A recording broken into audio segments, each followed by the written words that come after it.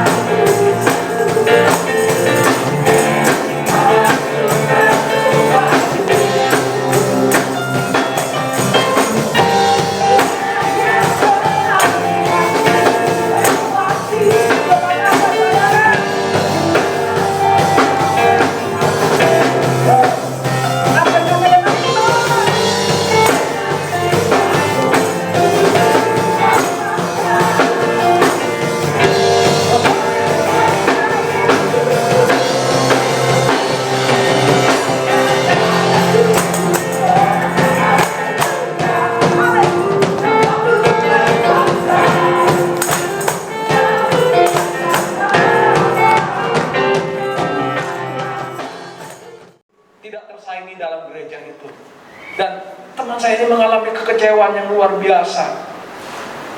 Selama COVID-19 pada tahun yang kemarin dan tahun ini, dia katakan, waduh Pak, selama kami tidak ibadah, tidak ada persembahan yang masuk di gereja.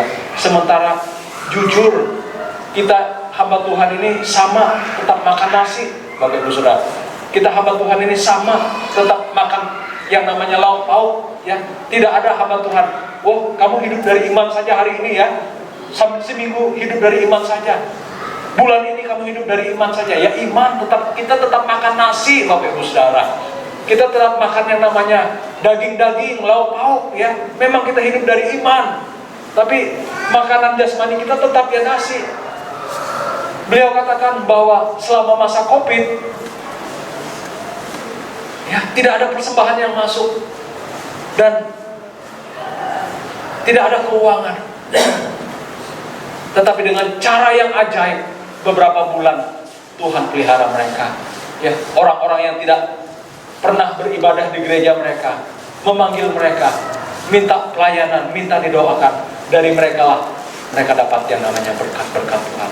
Tetapi di lain sisi, teman saya ini mengalami stagnasi dalam pelayanan. Sebab ada orang-orang dalam gereja, di mana orang-orang dalam gereja ini justru tidak ingin mengalami yang namanya kemajuan dalam gereja, ya. Sehingga dia katakan ada orang yang kaya di kota ini yang ingin masuk di gereja, ya, yang punya pabrik, yang punya toko emas, tapi justru sebaliknya, seperti dimusuhi dalam gereja ini, dan akhirnya mereka keluar dari gereja ini. Teman saya ini mengalami yang namanya kekecewaan yang begitu luar biasa, ya. Stagnasi dalam pelayanannya, mengalami kemandulan dalam pelayanannya. Sekali lagi, orang yang mandul, wanita yang mandul adalah wanita yang tidak bisa melahirkan, rahimnya tertutup. Tanah yang mandul adalah tanah yang tidak bisa ditanam, tidak bisa menghasilkan apapun di atasnya. Kerohanian yang mandul adalah kerohanian yang tidak menghasilkan buah-buah Roh Kudus, buah kebenaran, buah kebaikan, buah menghasilkan jiwa-jiwa. Selesai ibadah pertama tadi, pemimpin pujian mendatangi saya dan dia katakan, Om, minggu depan sepertinya ada orang yang baru yang datang ke tempat ini, ya, mereka akan beribadah di tempat ini. Puji Tuhan, saya bilang. Artinya apa, Bapak Ibu Saudara? Saya dan saudara hari ini harus menghasilkan buah kebenaran, buah kebaikan, buah-buah Roh Kudus, buah-buah menghasilkan jiwa-jiwa, ya. Ada orang-orang yang takut berlebihan sehingga sampai hari ini tidak mau beribadah. Mungkin dengan gembala malu, tapi kalau dengan jemaat, Bapak Ibu Saudara, mereka tidak malu berbicara. Karena itu tugas jemaat untuk menghasilkan jiwa-jiwa, membawa jiwa-jiwa datang ke tempat ini, ya. Pada ayat yang pertama tadi mengatakan begini, bersorak-soraklah hai si mandul yang tidak pernah melahirkan. Kalau kita baca ayat ini, maka penafsiran kita menjadi rancu. Karena apa? Tuhan menyuruh orang-orang yang mandul, si mandul itu bersorak-sorai, ya kan? Kalau kita pikir orang yang mandul, baik mandul secara tidak bisa melahirkan, mandul tanah, mandul kerohanian, mereka tidak bisa bersorak. Tapi Tuhan perintahkan kepada mereka, bersorak-soraklah hai si mandul, ya.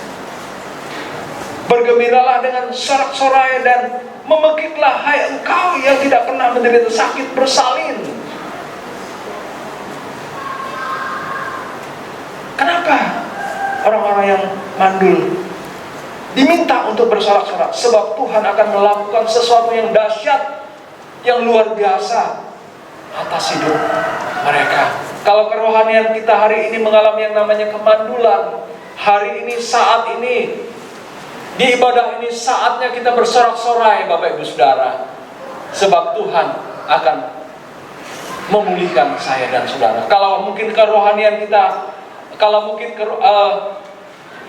ekonomi kita, rumah tangga kita, bisnis kita, usaha kita hari ini mengalami yang namanya kemandulan, hari ini adalah hari kemenangan bagi saya dan saudara. Kita harus bersorak-sorak, kita harus memungkik yang namanya sorak kemenangan, sebab Tuhan mau memulihkan saya dan saudara. Ya, kita diminta untuk bersorak-sorak, kita diminta untuk bersuka cita. Kenapa Bapak Ibu Saudara? Sebab Tuhan akan memberikan sesuatu yang luar biasa atas saya dan saudara. Pada ayat yang kedua dikatakan begini, lapangkanlah tempat kemahmu dan bentangkanlah tenda tempat kediamanmu. Janganlah menghematnya. Panjangkanlah tali-tali kemahmu dan panjangkanlah kokoh-kokoh patok-patok. Kunci untuk kita bersuka cita, kunci untuk kita bersorak-sorak adalah ketika ayat yang kedua ini kita lakukan. Lapangkanlah, bentangkanlah, janganlah menghematnya, panjangkanlah tali-tali kemahmu. Artinya apa Bapak Ibu Saudara? Sesuai dengan kebenaran firman Tuhan, hari ini tingkatkan kapasitas kita. Tingkatkan kapasitas kita. Artinya apa? Kita akan mengupgrade baik itu kemampuan dalam pekerjaan kita. Kita menambah kapasitas dalam apa yang pemerintah, apa yang atasan kita percayakan kepada saya dan saudara. Dan juga kita menambah yang namanya atau meningkatkan kapasitas rohani kita. Lebih baik, lebih baik, lebih baik Bapak Ibu Saudara.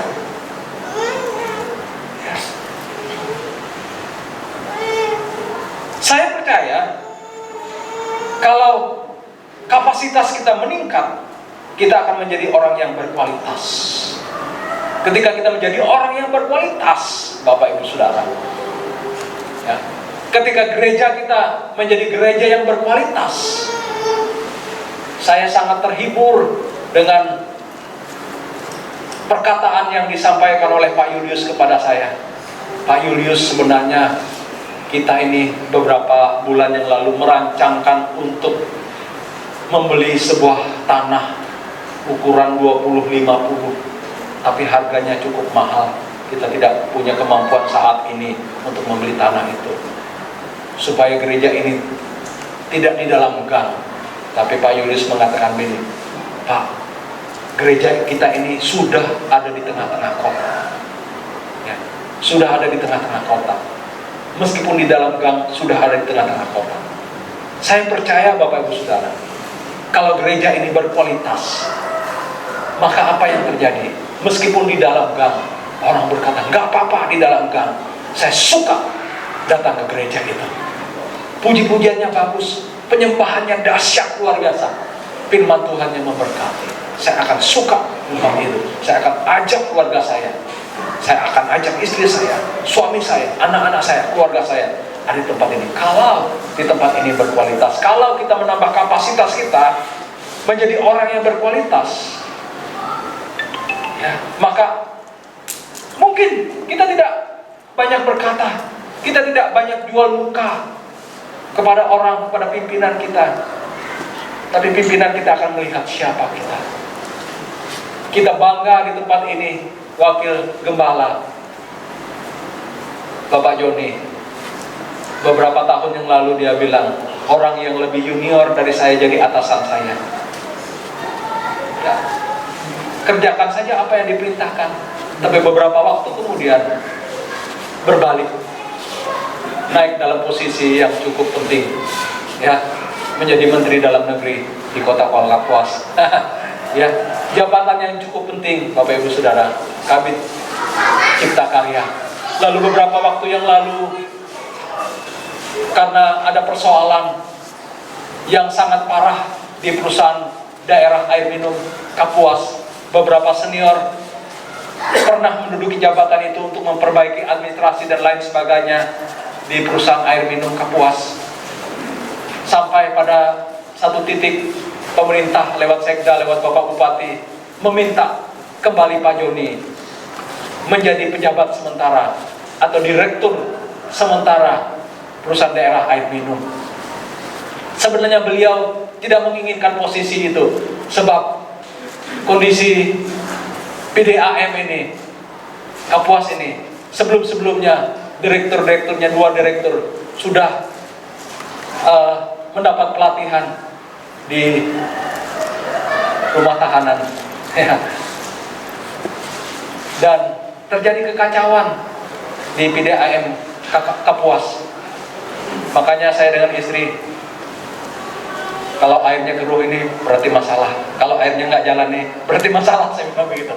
Nah, beliau sebenarnya menolak untuk jadi direktur PDAM, direktur sementara PDAM.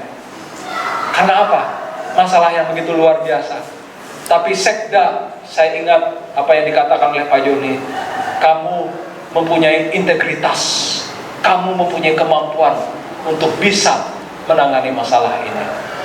Bapak Ibu Saudara yang dikasih dalam nama Tuhan Yesus Kristus, kalau kita berkualitas, kita tidak jual muka kepada orang lain. Kita tidak bilang sayalah yang harus di posisi itu. Tapi kalau kita berkualitas, maka orang sendiri yang datang kepada kita. Ya, orang sendiri yang akan mencari kita.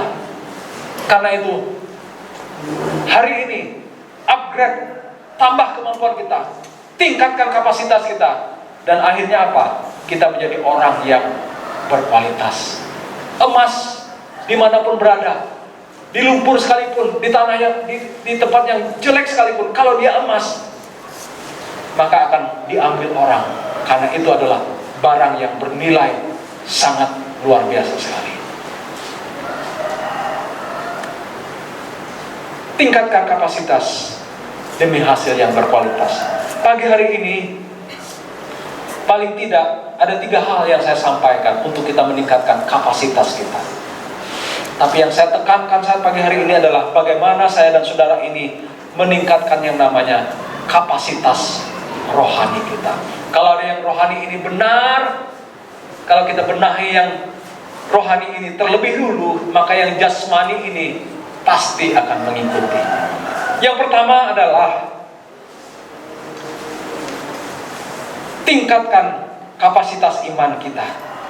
Tingkatkan kapasitas iman kita. Percaya Tuhan. Percaya Tuhan dengan segenap hatinya. Percaya Tuhan dengan segenap hati kita. Percaya Tuhan dalam seluruh kehidupan kita. Beriman kepada Tuhan dengan segenap hati kita. Percaya Tuhan itu mampu dalam kehidupan saya dan saudara. Ya, mampu dalam kehidupan saya dan saudara.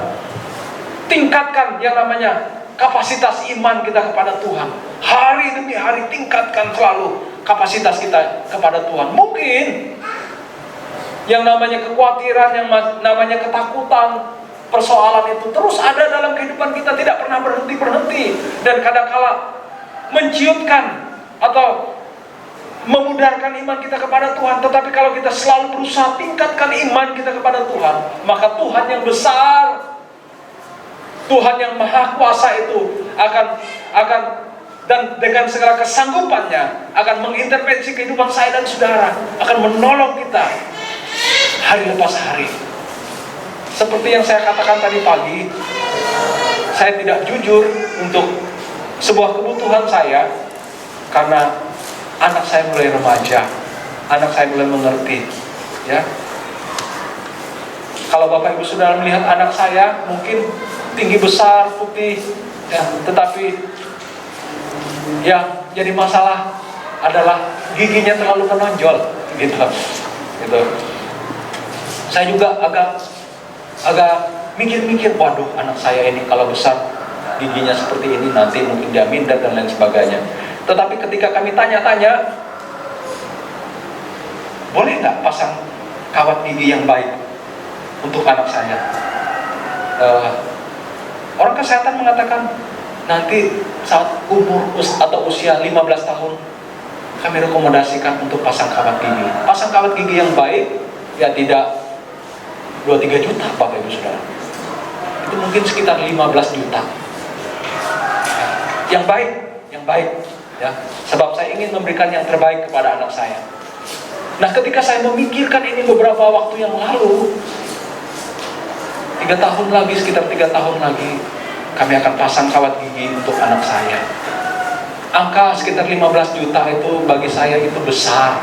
Tapi mungkin bagi Bapak Mama Benaya itu biasa aja, penggemar. Tapi bagi saya itu besar Bapak Ibu Saudara. Saya harus mempunyai iman yang besar untuk dapatkan uang 15 juta itu. Ketika saya memikirkan ini, anak saya akan pasang kawat gigi sekitar 3 tahun yang akan datang, kami akan membutuhkan biaya yang besar. Lalu tiba-tiba ada suara yang sangat kuat berbicara di hati saya. Beberapa kali kamu punya kebutuhan yang besar, kebutuhan yang banyak, ya. Kamu pernah ke Singapura, kamu pernah ke Israel, ada perkara-perkara ajaib yang luar biasa, pastori dengan biaya yang cukup besar, 200 juta lebih, terselesaikan dengan baik. Dan suara itu berkata, pada saatnya nanti, pada saat kalian membutuhkan dana ini, pasti ada. Ketika suara itu berbicara di hati saya dan saya katakan amin, damai sejahtera meliputi hati saya. Kita harus punya iman Bapak Ibu Saudara, iman yang besar bahwa Tuhan itu sanggup menolong saya dan saudara apapun kebutuhan-keperluan kita, ya. Biarkan kesanggupan Allah, kemahakuasaan Allah itu mengintervensi kehidupan kita, sehingga tidak ada persoalan yang besar bagi saya, sebab iman kita besar kepada Tuhan. Jangan katakan Bapak Ibu Saudara, ya dia pendeta, dia hamba Tuhan, dia punya iman yang besar, wajar saja Tuhan memberkati. Saya ini kan siapa? Saya ini orang biasa, jemaat biasa. Jangan katakan seperti itu Bapak Ibu Saudara. Kita ini sama di hadapan Tuhan. Tergantung iman kita kepada Tuhan, iman yang besar kepada Tuhan, ya. Kalau Tuhan sanggup memberkati kami, kalau Tuhan sanggup memberkati saudara-saudara yang lain, berkat yang sama Tuhan berikan kepada kita sekalian. Jangan katakan dia hamba Tuhan, dia pendeta, Tuhan lebih kasih sayang kepada dia. Saya ini jemaat yang biasa, kadang-kala jemaat yang tidak menyukakan hati Tuhan, ya wajar saja dia dapat berkat besar. Tidak Bapak Ibu Saudara, Tuhan tidak memilih-milih orang, tapi Tuhan melihat iman kita kepada dia.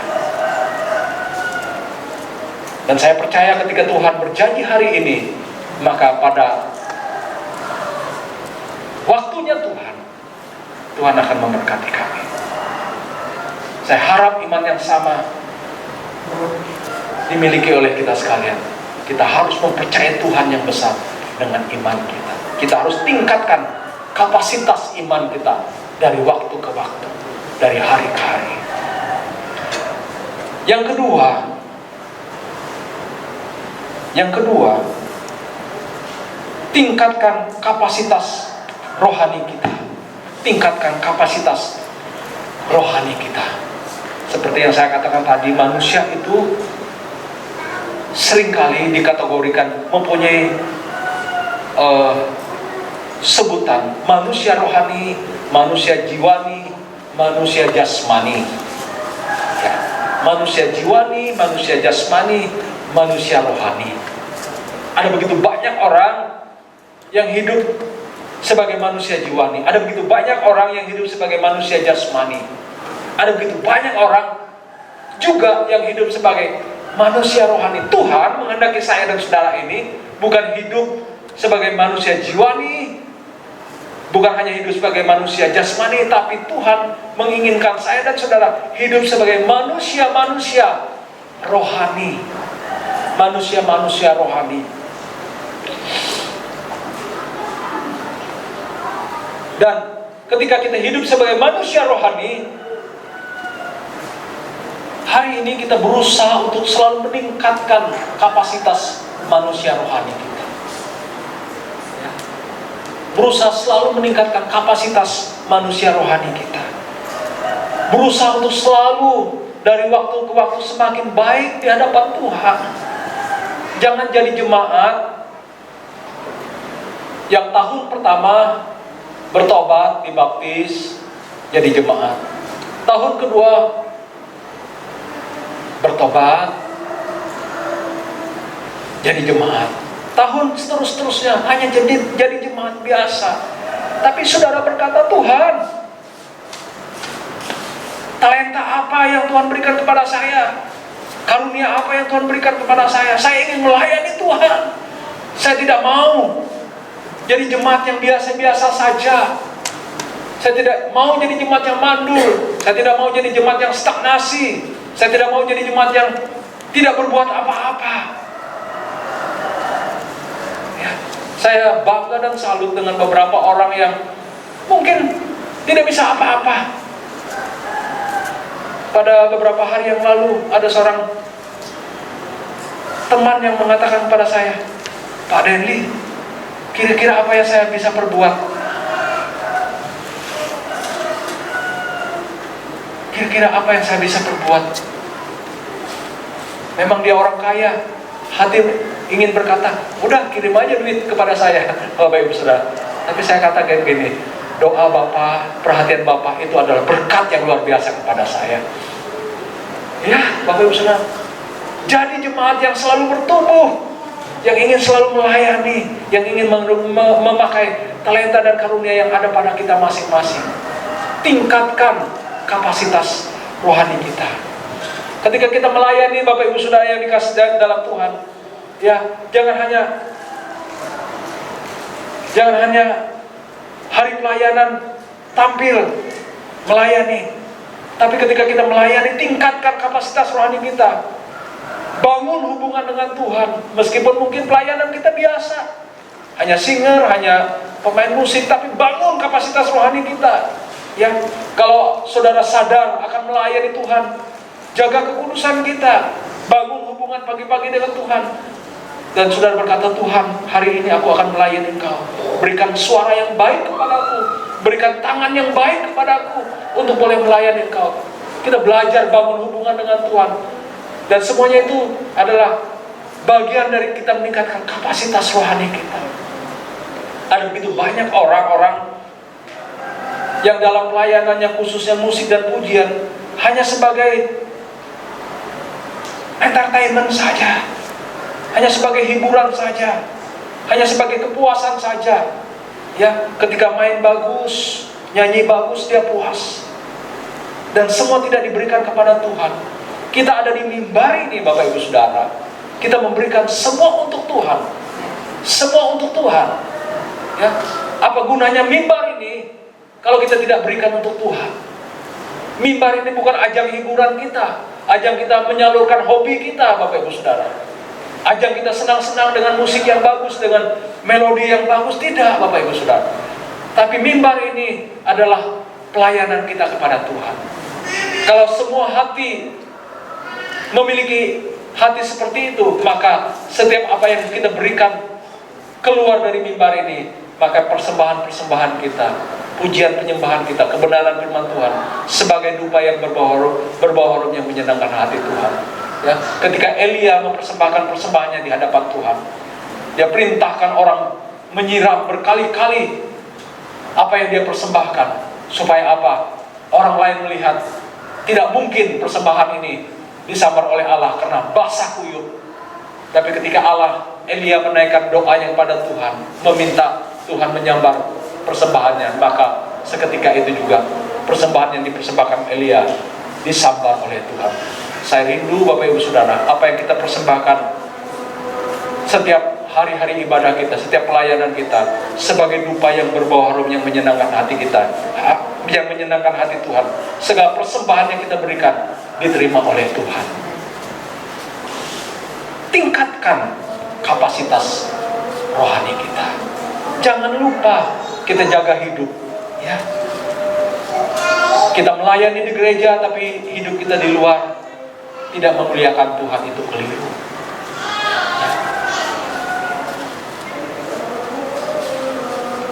Yang berikutnya, yang pertama tadi tingkatkan kapasitas iman kita, tingkatkan kapasitas rohani kita. Yang berikutnya adalah tingkatkan kapasitas dengan paradigma baru seperti gereja mula pertama. Gereja mula pertama adalah gereja yang berbeda. dari sebelum gereja mula pertama. Gereja mula pertama yang ditokohi oleh para rasul berbeda dengan gereja sebelum-sebelumnya, di mana sebelum-sebelumnya ahli-ahli Taurat, orang-orang Farisi, orang-orang saleh pada orang Yahudi, pada orang Israel, mereka hanya mempertontonkan bagian luar dari ibadah-ibadah mereka. Mereka hanya menunjukkan, saya adalah orang yang banyak memberi persembahan, banyak memberikan perpuluhan, sambil untuk dilihat banyak orang. Doa-berdoa mereka dinaikkan di pinggir-pinggir jalan, Bapak Ibu. Supaya apa? Supaya dilihat banyak orang.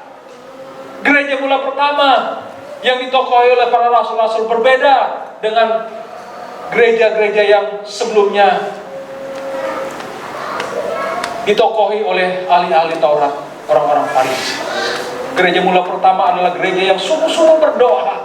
Gereja mula pertama adalah gereja yang sungguh-sungguh sehati. Gereja mula pertama adalah gereja yang sungguh-sungguh menaikkan pujian penyembahan kepada Tuhan. Dan apa yang terjadi? Setiap mereka berdoa, Alkitab katakan bahwa selalu tempat mereka bergoncang. Karena apa? Dilawat oleh Roh Kudus. Saya rindu, meskipun dalam ibadah yang sangat sederhana seperti sekarang ini, kita selalu dilawat oleh Tuhan. Kita selalu mengalami yang namanya hadirat Tuhan, kuasa Tuhan dalam setiap ibadah-ibadah saya dan saudara. Gara-gara HP baru ini saya tidak bisa silent. Tapi berkat Tuhan yang luar biasa saya dapatkan dari seorang jemaat di tempat ini. Sampai di mana tadi Bapak Ibu sekarang? Agar kita meningkatkan kapasitas dengan paradigma yang baru seperti gereja mula pertama. Gereja yang penuh dengan kuasa Roh Kudus. Gereja mula pertama yang ditokohi oleh rasul-rasul. Mereka bukan hanya memenangkan jiwa orang-orang Yahudi saja, orang-orang Israel saja, tapi mereka memenangkan lintas budaya, lintas bangsa. Mungkin hari ini kita tidak memenangkan lintas negara, tapi ketika kita meningkatkan kapasitas dengan paradigma yang baru, mungkin ketika orang lihat apa yang kita rekam, YouTube kita, rekaman kita, mereka berkata, kami diberkati dengan pelayanan GBI Setaji. Bukankah ini pelayanan lintas multimedia, lintas digital, Bapak Ibu Saudara? Dan hari ini pelayanan seperti ini kita harus belajar tingkatkan kapasitasnya, tingkatkan kualitasnya, Bapak Ibu Saudara, agar semakin jadi berkat bagi banyak orang, ya. Jadi berkat bagi banyak orang. Saya coba belajar melihat bagaimana cara merekam yang baru, yang bagus, bagaimana cara memvideo yang bagus. Oh, posisinya seperti ini, kepalanya seperti ini. Kalau khotbah dia ambil gambar mungkin hanya sebatas pinggang, karena ada banyak kamera mungkin agak jauh sebatas kaki dan lain sebagainya. Saya coba untuk mengupgrade kemampuan-kemampuan seperti ini, Bapak Ibu Saudara. Ini adalah pelayanan dengan paradigma yang baru, ya. Kita jadi berkat bagi banyak orang. Saya berdoa di dalam nama Tuhan Yesus Kristus agar ke depan gereja ini punya mobil yang bisa mengangkut sound system, alat musik, di mana ada sekitar 12 pemain musik di tempat ini. Selesai COVID kosong, COVID nol, kita pelayanan kemana-mana. Kita membawa alat musik kita sendiri, kita membawa sound system kita sendiri, kita melayani berbagai tempat. Bukankah ini pelayanan dengan paradigma yang baru? Terus kita tingkatkan kapasitas kita dengan paradigma yang baru ini. Jadi berkat di mana-mana. Mari Bapak Ibu Saudara yang saya kasih dalam nama Tuhan Yesus Kristus, kita belajar untuk tingkatkan kapasitas iman kita, kapasitas rohani kita, tingkatkan kapasitas dengan paradigma yang baru. Tuhan Yesus memberkati kita. Mari datang pada Tuhan dengan segenap hati kita.